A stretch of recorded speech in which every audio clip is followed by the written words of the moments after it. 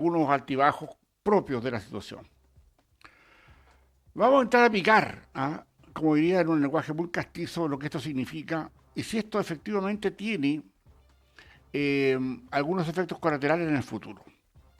Y la verdad es que siempre en política hay que guardar cierta distancia de los hechos. Porque claro, usted podrá, y entiendo, y así lo he constatado durante 10 años, que personas que escuchan razones de Estado hay de todos los colores. Y eso, colores políticos. Y eso obviamente me pone en una situación claramente, interesante respecto de hablarle, como les he hablado durante estos 10 años, con hechos.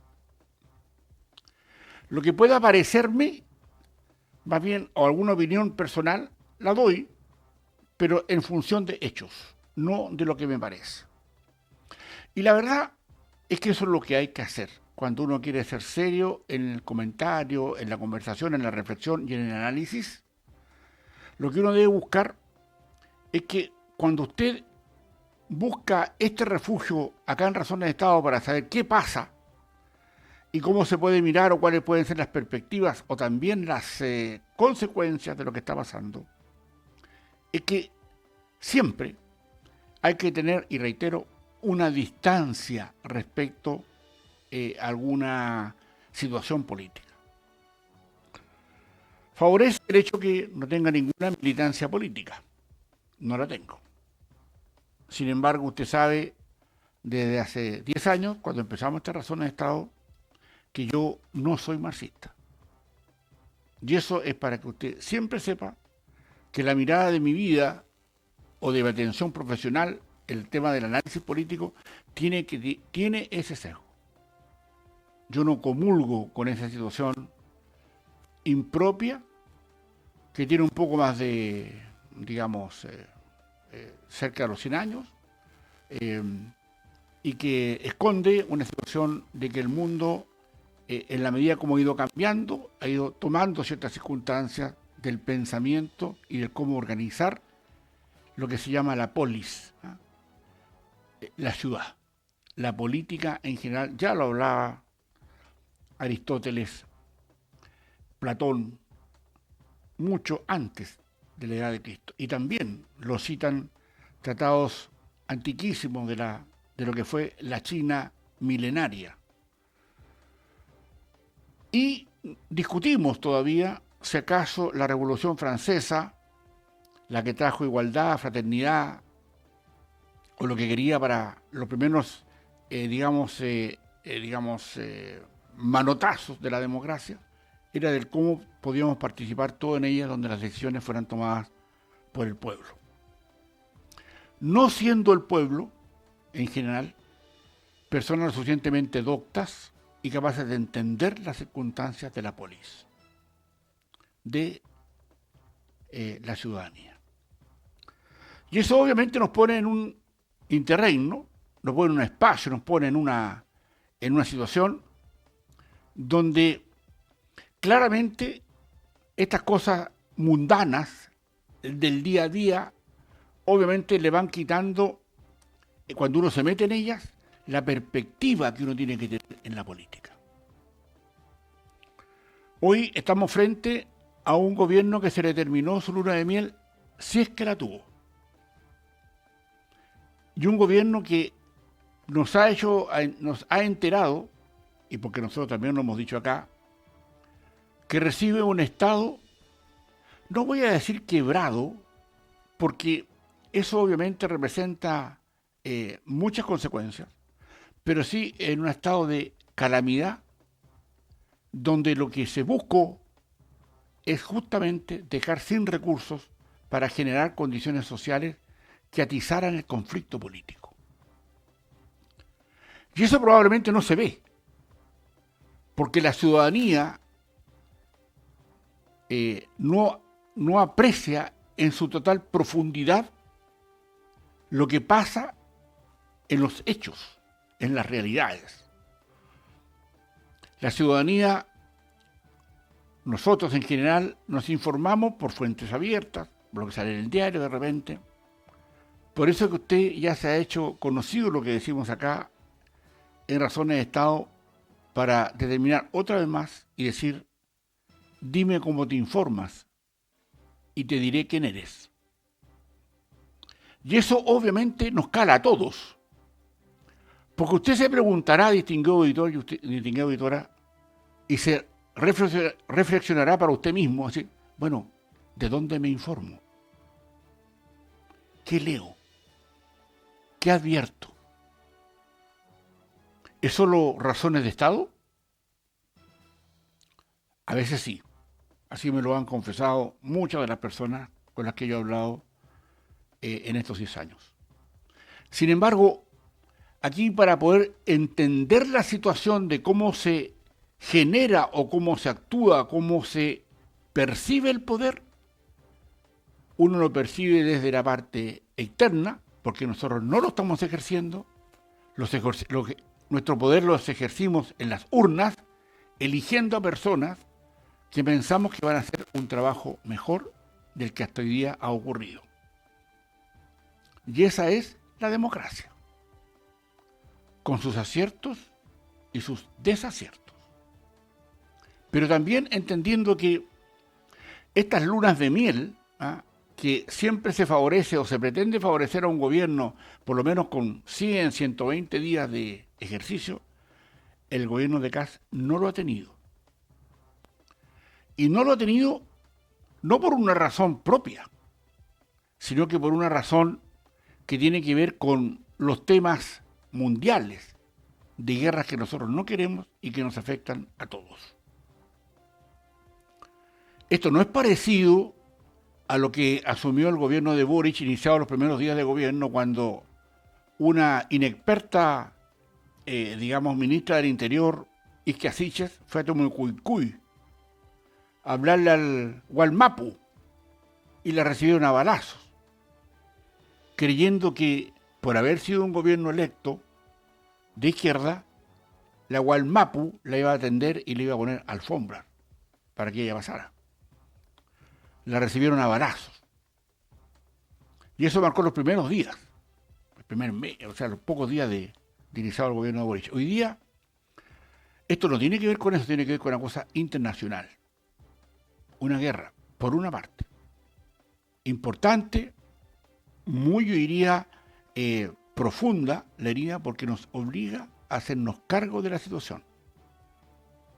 Y donde un Estado, como el que tenemos nosotros, no puede hacerse cargo porque no tiene plata para hacerse cargo. Y eso se busca disfrazar, se busca colocarle alguna, lo habrían hecho mejor, que el gobierno más indolente, habría que ir de a poco. Pero cuando uno va sabiendo día a día que muchas de las situaciones que hoy día se empiezan a esclarecer, a saber la verdad respecto de los gastos del gobierno anterior, de los pagos con cargo al erario de este año, de este gobierno, no el que pasó, uno empieza a preguntarse, distinguidos auditores y televidentes, ¿cuándo se va a hacer la auditoría global para saber en qué pie estamos? Y eso tiene que hacerse más rápido para tener una idea, porque no podemos estar en 6 meses más preguntándonos de las cosas que descubrimos. Ese Estado que no tiene recursos porque lo dejaron desfinanciado, donde nuestros ingresos mayores, las utilidades de Codelco, no alcanzaron a los $1.000 millones, o sea, nada, nos preguntamos, ¿qué vamos a hacer para salir de este atolladero? Y la verdad es que lo que hay que hacer, a mi juicio, distinguidos auditores, es pagar el costo de muchos gobiernos anteriores donde de alguna manera festinaron las arcas públicas. Por eso hoy día no tenemos plata. No hay recursos en el Estado para echarle mano. Ojalá, Dios quiera, no nos mande un terremoto, una inundación, una cosa así brutal, porque honestamente el hecho de no haber tenido conciencia para poder asumir condiciones de lo que significa el manejo de un Estado, el manejo de la emocionalidad ciudadana, que de alguna manera se mueve a uno y otro, entre uno y otros sectores, o con algunos o mayores o menores antecedentes, es como finalmente nosotros los ciudadanos nos encontramos frente a una circunstancia en que si no medimos claramente lo que está ocurriendo, pero con cierta sensatez, obviamente el tema se nos escapa de las manos. Porque obviamente, distinguidos auditores y televidentes, se necesita hacer cambios brutales en muchos aspectos. Volver a la normalidad. Es decir, ¿cómo le decimos a nuestros ciudadanos, a todos, que para dar garantías y dar derechos se necesita crecer? Se necesita establecer criterios distintos, no esos criterios antojadizos y más bien sin fondo, que es que ofrecer por ofrecer para que voten por mí. No es esto. Un Estado bastante más serio que eso. Por eso que nosotros tenemos que decir qué plata tenemos y qué podemos hacer con la plata que tenemos. Y en su casa, usted, yo le aseguro que hace lo mismo. ¿Para cuánto alcanza lo que tengo? Y eso es.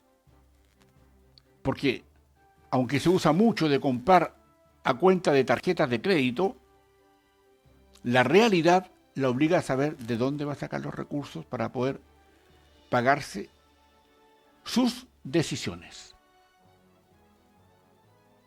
Y eso, yo sé que de alguna manera genera un grado de picor, ya molesta, pero es así. Y cuando uno en su propio hogar le enseña a un hijo que tiene todas las facilidades para poder gastar lo que no gana, o a un pariente, o a alguien que dependa de uno, y finalmente tenga que hacerse cargo que no puede comer, por decirle alguna cosa burda, pero para que se entienda, filete, si solo le alcanza para carne molida, entonces coma carne molida, no coma filete. Y eso que usted lo está viviendo y lo está escuchando con atención, probablemente encuentre mucha razón. Porque los países, al igual que las casas, que los hogares, que las familias, tienen que tener certeza de cuánto tienen o de cuánto va a ingresar para poder proyectar algún gasto. Y eso, hoy día cuando se asume la realidad de un gobierno que ha llegado con una inmensa mayoría a gobernar, es entender que cuando no hay recursos hay que decírselo a la gente. Porque necesitamos crecer al ritmo muy potente los próximos, yo diría, miren lo que le voy a decir, los próximos 20 años para que salgamos de este atolladero. Y claro, este gobierno se encuentra con esa realidad de caja. Van a empezar, y obviamente se entiende, de decir de los respectos bemoles que hay en distintos ministerios, cosas que han dicho, mira cómo lo dijo, mira que indolente, mira que no, etcétera. Cuando uno ve que de repente, así como de la nada, empiezan a salir las protestas, la izquierda a la calle, el día del joven, el día combatiente, ya mandándolos a sentarse al metro de Santiago para que los metros no corran, es decir, esto que no ocurrió en 4 años, ¡oh, sorpresa!, ahora ocurre. Y hay que tener mucho cuidado con eso si la izquierda quiere jugar ese papel. Porque la gente hoy día se da cuenta, ¿ya? A diferencia de lo que eran 30 pesos, ¿ah? Eran 30 años. ¿Ya? Y que eso permitió al Frente Amplio posicionarse políticamente dentro de un contexto donde es una fuerza política importante y que incluso ha deteriorado la imagen de partidos que teníamos, que eran partidos de izquierda, digamos, con sesgos marxistas, como el Partido Socialista de Chile, por ejemplo, el PPD, o el Partido Radical, que ya casi no existe, una democracia cristiana disminuida. Bueno, eso fue lo que quedó de un gobierno pasado que llegó justamente a hacer esto. Es decir, a dejar sin recursos al fisco, al Estado, para que después vinieran a recurrir otras fuerzas y otras molestias sociales que ellos manejan. Porque no llegan por osmosis o no llegan por una decisión personal los que ahí llegan.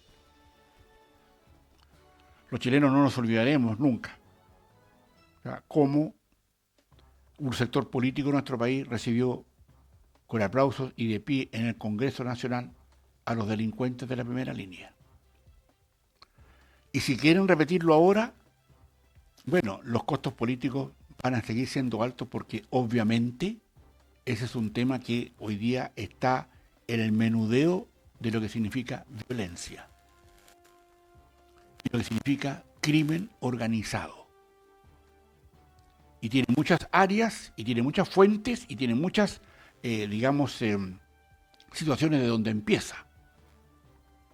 Pero hay crimen organizado en política, cuando se respaldan y no se dice ni una palabra respecto de las acciones políticas violentas.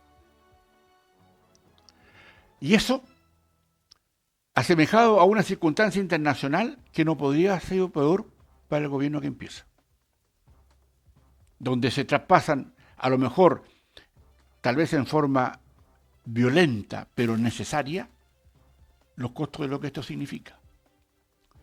Porque ¿de dónde va a sacar si no tiene?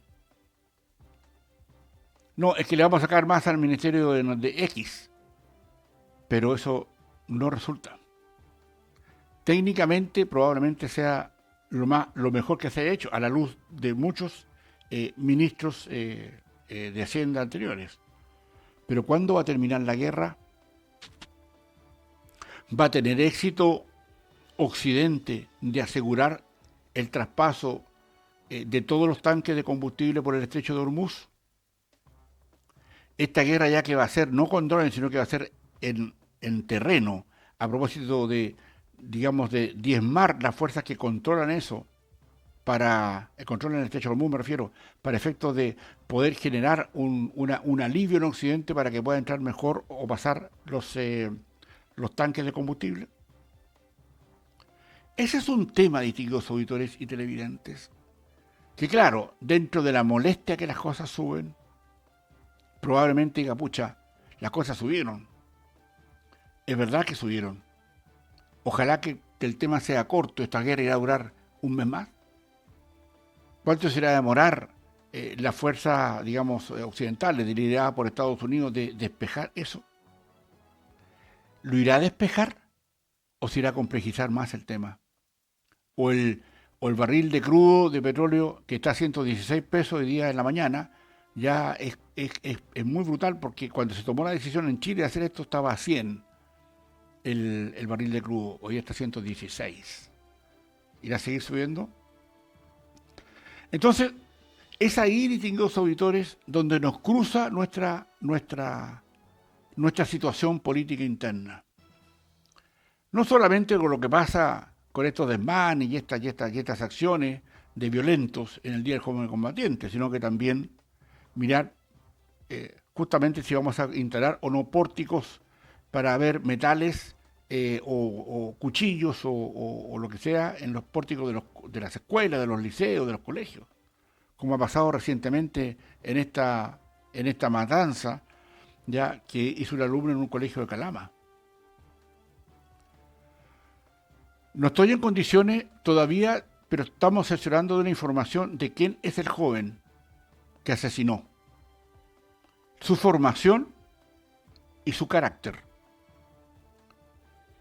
Y tiene alguna situación política que destacarse, pero cuando la sepa, se lo voy a decir con todas sus letras. Ahora bien, distinguidos auditores y televidentes, ¿cuánto de esto también va a afectar todo lo que tenga que ver con la realidad de nuestro país? Y cómo las nuevas autoridades que ya no están en la oposición, que están en el gobierno y tienen que ejercer el poder, cómo finalmente se asumen ellos bajo estas nuevas condiciones que van a ocurrir o que están ocurriendo producto de la guerra. Algunos quieren minimizar esto, algunos sectores, particularmente los que hoy día son de oposición. Quieren llevarlo por campos donde la emocionalidad aflore y se diga, como por ejemplo, nos vamos a pagar lo que significa la eliminación de Colonia Dignidad. ¿Se imaginan? Colonia Dignidad, ustedes saben lo que eso significa. Valdivia, el sur de Chile, alemanes, colonos, y muchas circunstancias que se dibujaron en eso, porque hoy día no hay plata para poder pagarla y retirarla. Eso obviamente trae circunstancias. Trae circunstancias el retiro todavía no despejado de la tercera antigüedad de investigaciones de una funcionaria importante que está a cargo de inteligencia, de apellido Peña, ya que todavía no saben exactamente las condiciones, a pesar de que ya el Serna, el jefe de la PDI, ya ha ido al Congreso a dar las explicaciones respectivas, a contar qué ha pasado. Y sobre todo, distinguidos auditores también, porque hay, yo diría, situaciones que siempre nos van a llevar a saber qué es lo que está pasando en la interna, cómo apuramos algún tema de inversiones, cómo le quitamos fuerza, pero también sin descuidar el medio ambiente para efectos de cuestiones que ameriten solucionar problemas que hoy día el medio ambiente está de alguna manera, digamos, impidiendo. ¿Cómo llegamos a un acuerdo para que esto sea razonable? El tema, por ejemplo, otro tema, el tema de Bachelet, ¿ya? Que finalmente el gobierno de Kast decidió no apoyar su candidatura a la jefatura de las Naciones Unidas. ¿Tiene importancia eso hoy día? ¿Era necesario que fuera así? ¿Por qué no apoyarla si igual iba a perder? ¿No es cierto? Y eso hay que tener cuidado con las formas en cómo se expresan las decisiones. Hay momentos y momentos. Si usted me pregunta a mí, yo obviamente independiente, sabiendo que es una mujer marxista, pero que fue presidenta 2 veces de Chile, y sabiendo que no va a ganar, creo yo, por lo menos a lo que se ve a esta altura, no me costaba nada dar un paso y decir, ¿sabe qué? Ella es chilena, no compartimos lo que piensa, pero esto se conversaba antes. Así se conversó en el gobierno de Lagos con la oposición cuando Insulza fue jefe de la OEA. Por eso que hay que tener mucho cuidado también cuando se ejerce el poder, también en el respeto a las minorías. Y en el poder, distinguidos auditores y televidentes, las minorías deben ser siempre respetadas. No hacer lo que las minorías quieren, que esa es otra cosa, porque el gobierno es otro. Las urnas dijeron otra cosa, y eso hay que respetarlo. Por eso que esto requiere cierta musculatura, cierta pierna, cierta cintura, ¿ya? Para que en el debate de la política se entiendan circunstancias que no pueden estar solo orientadas a circunstancias de tipo político. Es verdad que Boric ya no quiso apoyar a Grossman para que integrara la Corte Internacional de la Haya. Era importante ese cargo, muy importante, juez del mundo, y Boric no lo quiso apoyar. Debió haber preguntado Boric, ¿ya? Y yo creo que, a mi juicio, independiente de eso, que probablemente habríamos tenido un juez en el más alto cargo político jurídico del mundo, la Corte Internacional de la Haya, hoy día con las Naciones Unidas tampoco vamos a hacer lo mismo. Así, distinguidos auditores y televidentes, se nos pasa el tiempo. Y me están haciendo algunas señas que tengo que terminar porque ya se nos pasó el tiempo. Y eso vamos a hacer ahora. De esta forma, distinguidos auditores y televidentes, le hemos entregado en esta semana, que hace una semana un poquito más corta, porque tenemos fin de semana que para los que somos católicos, los que somos cristianos, es importante, la Semana Santa. No vamos a tener viernes. Por lo tanto, de esta manera nos estamos despidiendo hoy día con esta revisión de antecedentes que hemos hecho. Han quedado mucho fuera, pero bueno, algo es algo. Lo intentamos en estos pocos minutos que tenemos todos los días para invitarlos mañana al último Razones de Estado del mes de marzo, para que sigamos conversando y actualizando temas políticos nacionales e internacionales. Por la atención dispensada, muchísimas gracias. Adelante, Douglas. Muchísimas gracias. Esas eran las palabras del doctor en comunicación y cientista político, don Percival Madero, para la jornada del día de hoy, lunes, con nubosidad parcial en la capital regional de Atacama en este otoño 2026. Continúen en nuestra programación porque ya a las 10 de la mañana llega su matinal Madero en Casa. Que tengan una excelente mañana y una excelente jornada de semana.